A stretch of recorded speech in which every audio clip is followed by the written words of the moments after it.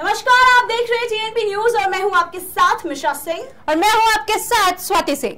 आज हम बात करेंगे एक ऐसे मुख्यमंत्री की जो कहते थे जब हम सत्ता में आएंगे जो भी बोलेंगे कैमरे के सामने बोलेंगे और ईमानदारी से बोलेंगे, लेकिन अब वो कुछ ऐसा बोल गए कि उनकी ईमानदारी पर ही सवाल उठने लगे हैं। हम बात कर रहे हैं दिल्ली के मुख्यमंत्री अरविंद केजरीवाल की और इसका ताल्लुक है एक ऐसी फिल्म से जो अपनी रिलीज के साथ ही जहां एक और थिएटर में धमाकेदार कमाई कर रही है तो वहीं दूसरी ओर राजनीति गलियारे की गर्मी भी बढ़ा रही है।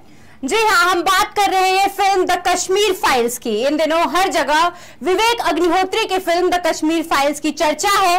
पर्दे पर कश्मीरी पंडितों के दर्द को बयां करती ये फिल्म बॉक्स ऑफिस पर ऐसा तूफान लाई है जो आगे कई दिनों तक थमने वाला नहीं है। अभी तक इस फिल्म ने ग्लोबल बॉक्स ऑफिस पर 250 करोड़ रुपए का आंकड़ा पार कर लिया है। फिल्म की तारीफ तो चारों ओर हुई। आम जनता से लेकर राजनेताओं ने फिल्म पर अपनी प्रतिक्रिया दी है। वैसे राजनीतिक गलियारों में इस फिल्म की चर्चा खूब हो रही है। विपक्ष ने इसको लेकर बीजेपी को कई बार घेरा है। उत्तर प्रदेश से लेकर दिल्ली तक इस फिल्म पर वार पलटवार जारी है। अगर सबसे ज्यादा बवाल कहीं मचा है तो वो है दिल्ली की राजनीति में। जी हाँ, दिल्ली के मुख्यमंत्री और उनके नेता लगातार इस फिल्म को लेकर बीजेपी को घेर रहे हैं। दिल्ली के मुख्यमंत्री अरविंद केजरीवाल ने दिल्ली विधानसभा में एक ऐसा बयान दिया है जिसके बाद चारों ओर बवाल मच गया है।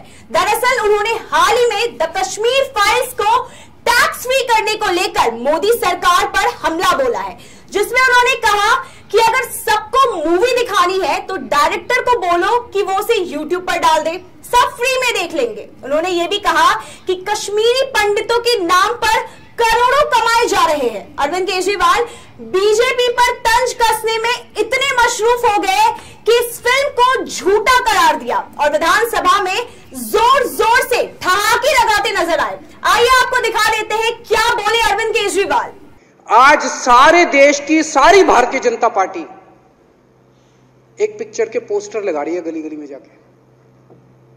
पूरी सारी भारतीय जनता पार्टी देश में एक पिक्चर के पोस्टर लगा रही है। इसलिए राजनीति करने आए थे? पिक्चरों के पोस्टर। अपने बच्चों को क्या जवाब दोगे? घर जाके बच्चे पूछेंगे पापा क्या काम करते हो? पिक्चरों के पोस्टर लगाता हूं। कह रहे हैं कश्मीर फाइल्स टैक्स फ्री करो। अरे यूट्यूब पे डाल दो, फ्री हो जाएगी। चलिए आपको बता देते हैं वो कौन सी फिल्में हैं जिन्हें दिल्ली सरकार ने अब तक टैक्स फ्री किया है। दिसंबर 2021 में फिल्म 83 को केजरीवाल सरकार ने टैक्स फ्री किया था। अक्टूबर 2019 में तापसी पन्नू की फिल्म सांड की आग को अरविंद केजरीवाल ने टैक्स फ्री किया था। इसके साथ ही 2016 में स्वरा भास्कर की फिल्म नील बटे सन्नाटा को भी टैक्स फ्री किया था। मिशा, इसमें गौर करने वाली बात यह है कि हमने ये देखा है कि कुछ ऐसी सिलेक्टिव फिल्में ही आई, जैसे स्वरा भास्कर की ये जो फिल्म स्वरा भास्कर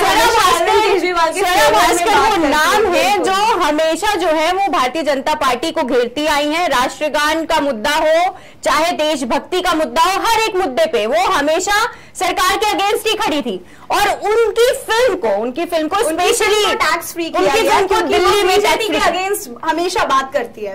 अरविंद केजरीवाल के बाद अगर बात करें डिप्टी सीएम मनीष सिसोदिया की तो वो कैसे पीछे रह सकते हैं? तो उन्होंने भी लगे हाथ द कश्मीर फाइल्स पर बयान दे डाला, जहां वो कहते हैं बीजेपी को कश्मीर फाइल्स से प्यार है और हमें कश्मीरियों से प्यार है।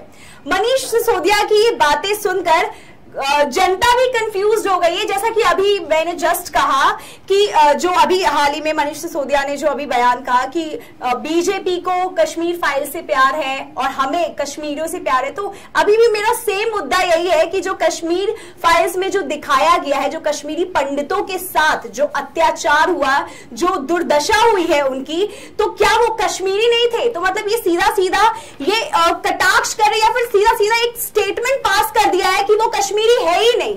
अब इस बयान के बाद इस बयान को सुन लेते हैं, जनता भी ये देख ले कि उन्होंने विधानसभा में बोला क्या है। बहुत सारे ऐसे मुद्दे थे इसमें जिसपे बात करनी होगी, तो इस पे पहले हम एक बार बयान देख लेते हैं उनका कि क्या था। चाहता हूं, मैं कश्मीर गया भी हूं, मैंने बहुत अच्छे से देखी कश्मीरियों का दर्द भी देखा है, कश्मीर को भी देखा और मैं दोबारा देखना चाहूंगा।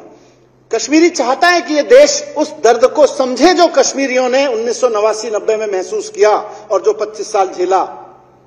लेकिन कश्मीरी पंडित ये नहीं चाहता अध्यक्ष महोदय कि उसके दर्द को 200 करोड़ में बेचा जाए। कश्मीरी पंडित ये नहीं चाहता है कि उसके दर्द पे ये भारतीय जनता पार्टी धंधा करके इनके प्रोड्यूसर और ये लोग मिलकर 200 करोड़ कमाएं, और जब अरविंद केजरीवाल जी कहें कि भैया 200 करोड़ कमा लिए, अब तो यूट्यूब पे डाल के फ्री कर दो।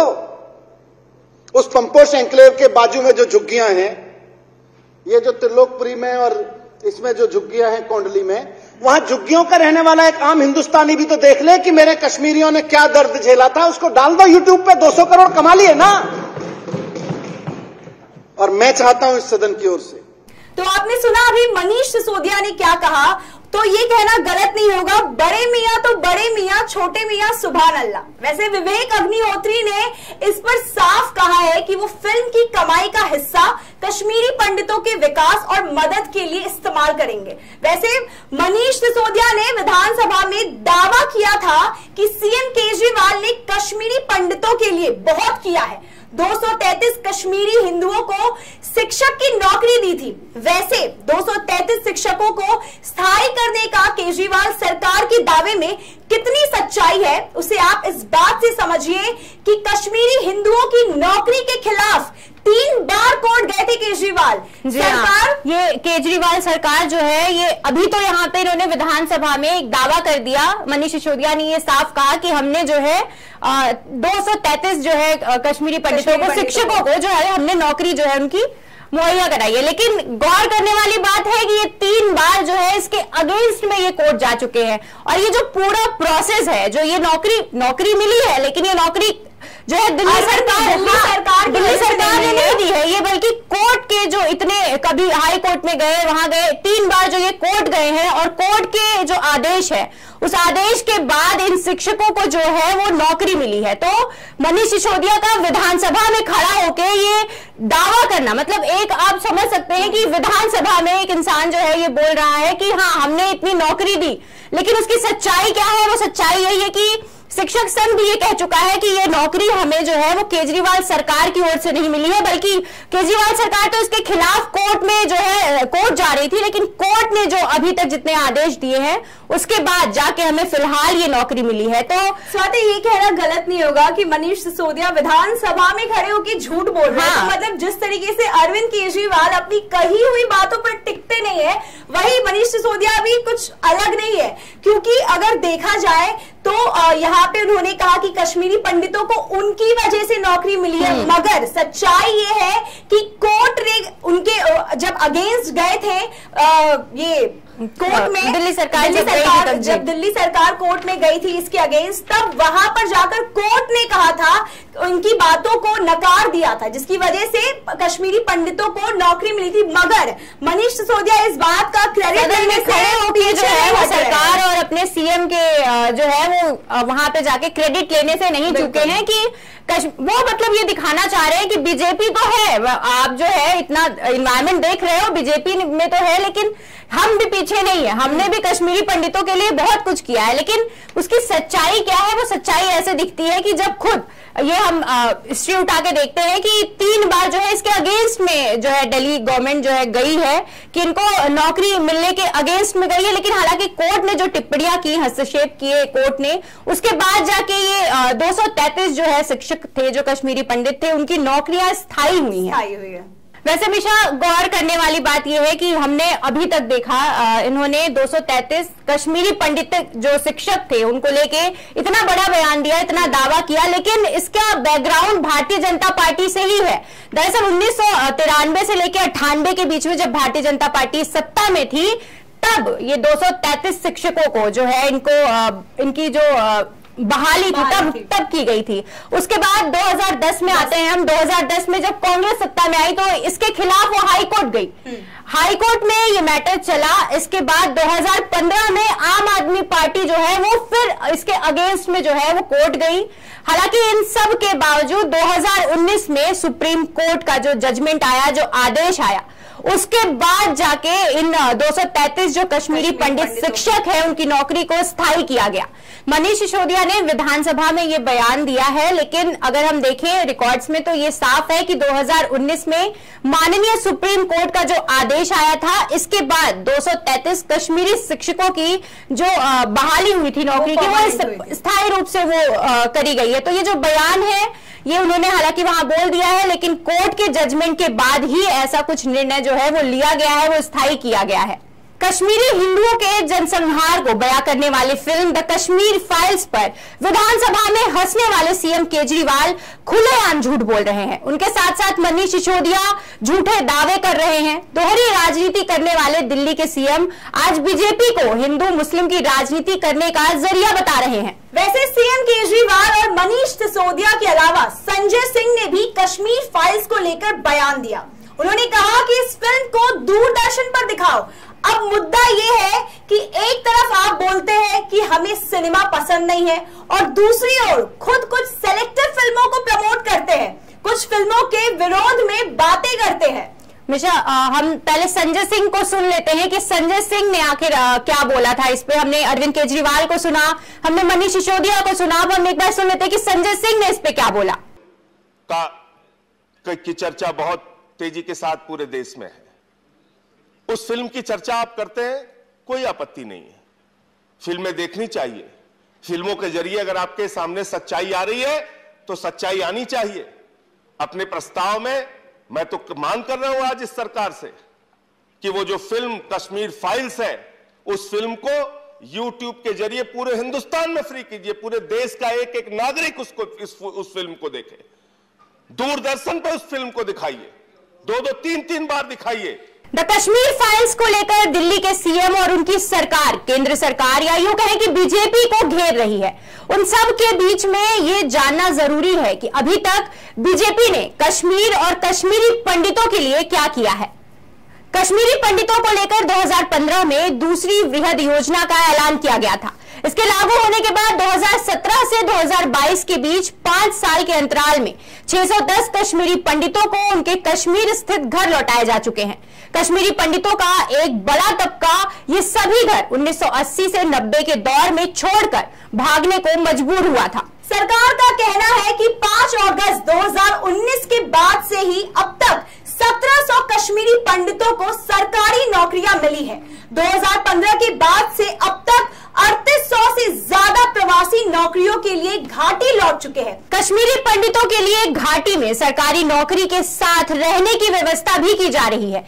इसी के तहत फिलहाल कश्मीर में 920 करोड़ रुपए की लागत से 6000 ट्रांजिट घर बनाए जा रहे हैं।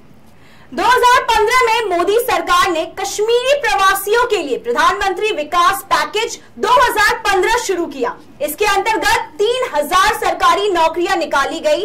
फरवरी 2022 में सरकार ने राज्यसभा में बताया कि इस पैकेज के जरिए अब तक 1739 प्रवासियों को नौकरी दी जा चुकी है, जबकि 1098 प्रवासियों का चयन किया गया है। इसके लिए सरकार ने 1080 करोड़ रुपए का फंड रखा है। 7 मार्च 2021 को केंद्र सरकार ने लोकसभा में बताया था कि इन प्रवासी परिवारों को हर महीने 13,000 रुपए की नगद राशि दी जाती है। गृह मंत्रालय के मुताबिक कश्मीरी प्रवासियों को हर महीने 9 किलो चावल प्रति व्यक्ति, 2 किलो आटा प्रति व्यक्ति और 1 किलो शक्कर हर परिवार को दी जाती है। आपने देखा कि किस तरह बीजेपी ने सत्ता में आने के बाद कश्मीरी पंडितों के लिए क्या क्या किया है। वहीं दूसरी ओर दिल्ली के मुख्यमंत्री अरविंद केजरीवाल सरकार पर प्रोपेगेंडा करने का आरोप लगा रहे हैं। हिंदू मुस्लिम की राजनीति न करने की बात वो करते हैं, लेकिन स्वरा भास्कर और आमिर खान की फिल्मों को टैक्स फ्री कर देते हैं। आमिर खान वही है जो देश में सुरक्षित महसूस नहीं करते और स्वरा भास्कर जो देश और राष्ट्रगान पर सवाल उठाती है।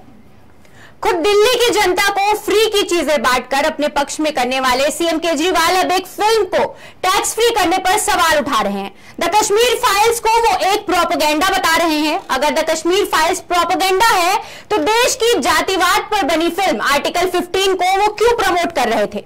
जम्मू कश्मीर देश का एक ऐसा अभिन्न अंग है जो 90 के दशक में कश्मीरी पंडितों के साथ जो अन्याय हुआ उसको द कश्मीर फाइल्स फिल्म के जरिए दिखाने की कोशिश की गई है। और ये फिल्म अब जनता के बीच में उस मुद्दे को पहुंचा रही है कि 1990 में जो भी वहां के कश्मीरी पंडितों के साथ जो कुछ हुआ वो अब जनता एक पर्दे पर इस फिल्म के रूप में इससे रूबरू हो रही है। विधानसभा में देश के इतने गंभीर मुद्दे पर ठहाके लगाते हुए नजर आने वाले दिल्ली के सीएम अरविंद केजरीवाल का दोहरा स्टैंडर्ड कितना जायज है? आप कमेंट सेक्शन में हमें जरूर बताएं कि आपके इस फिल्म और इस फिल्म पर हो रही राजनीति पर क्या विचार है। फिलहाल के लिए बस इतना ही। देश दुनिया से जुड़ी तमाम खबरों के लिए हमारे यानी कि टीएनपी न्यूज के साथ बने रहिए। ऐसे कई मुद्दे, कई राजनीतिक मुद्दों पर हम आपके बीच चर्चा लेके आते रहेंगे, तो हमारे साथ बने रहिए। हमारे यूट्यूब चैनल को लाइक, सब्सक्राइब और शेयर करना ना भूलें। साथ ही हमारी वेबसाइट www.tnpnews पर जाकर खबरों की अपडेट्स लेते रहें। शुक्रिया।